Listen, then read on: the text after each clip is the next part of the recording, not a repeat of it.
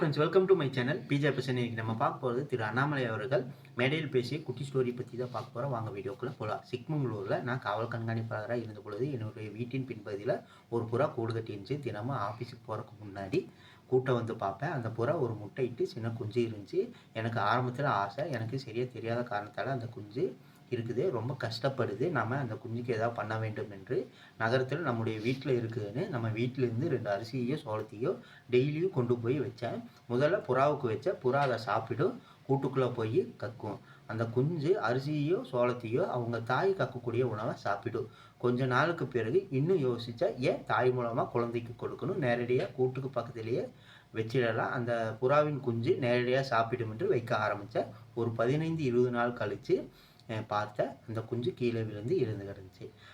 மனசில் ஒரு அதிர்ச்சி, நாம் தவறு செய்து விட்டோமா, நாம் அந்த இறை வைத்தது தான் தவறாகி போயிடுச்சு என்று சொல்லிட்டு யோசித்து நான் ஆழ்ந்து பார்த்தேன். அந்த குஞ்சு வழக்கமாக இருக்கிற புறா குஞ்சை விட இன்னும் பெரிதாக இருந்துச்சு. அப்போ நான் பார்த்தேன், இந்த குஞ்சுக்கு இறை வைத்தது தான் தவறாகிவிட்டது. இந்த குஞ்சு நன்றாக இருக்க வேண்டும் என்று தான் இறை வச்சோம். ஆனால் இந்த குஞ்சு நிறையா சாப்பிட்டு அந்த வயசில் அந்த குஞ்சு பறக்க வேண்டியது என்றால் உடல் எடை குறைவாக இருக்கணும். அது இயற்கையின் நியதி. ஆனால் இயற்கையின் நீதிக்கு எதிராக இறை வைத்ததுனால அந்த குஞ்சு வளர்ந்து விட்டது. இன்னும் வெயிட் இருப்பதால் பறக்க முடிய முயற்சி பண்ணுச்சு, ஆனால் கீழே விழுந்து இறந்துச்சு. ஒரு மனிதனுக்கு பாராட்டி சீராட்டி வளர்க்கும் பொழுது, எல்லா விதத்திலையும் எடுத்து கொடுக்கும் பொழுது, அந்த மனிதனுடைய வாழ்க்கையில் வயிற்றில் பசி என்பது புரியாது, தெரியாது, அறியாது. அந்த குழந்தைக்கு தயவு செஞ்சு முழுவரைக்கும் ஊட்டி விடுகிறேன் என்று ஊட்டி விடக்கூடாது. எங்கே ஒரு வேள்வி வருகிறது, எங்கே ஒரு தவம் தெரிகிறது, எங்கே பயத்தையெல்லாம் தாண்டி குழந்தைக்கு வயிற்றில் ஏதோ ஒரு இடைவெளி இருக்க வேண்டும். அங்கே தான் பயம் என்ற வார்த்தையும் கூட அந்த வயிறு கரைச்சி சாப்பிட்டு விடும். அடுத்த முறை மீண்டும் 6 மாதம் கழித்து அதே புறா ஒரு முட்டை. இந்த முறை நான் எங்கள் வீட்டில் சொல்லிட்டேன், யாருமே பக்கத்தில் போகக்கூடாதுன்னு.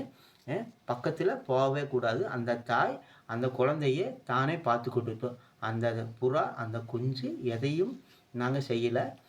ஒரு 20 நாள் கழித்து தாயும் குஞ்சு 2மே பறந்து போயிட்டாங்க. இதை எதுக்கு சொல்ல வரேன்னா, அச்சம் எங்கே வரும் என்றால், வாழ்க்கையில் எல்லாமே ஒரு சில இடத்துல கிடைக்கும் பொழுது அச்சம் பயம் தானாக வரும். காரணம் என்னென்னா, எந்த பொருளையும் நாம் கஷ்டப்பட்டு ரோட்டில் நின்று வேர்வையோடு ஈட்டி பெறலை, நமக்காக யாரோ படைத்து விட்டு சென்று விட்டாங்க. அச்சம் பயம் என்பதை பார்க்காம வளர்ந்திருக்கிறோம். திடீர்னு ஒரு புதுசான விஷயத்தை பார்க்கும் பொழுது அச்சமும் பயமும் தானாக வரும் என்று பேசுள்ள திரு அண்ணாமலை.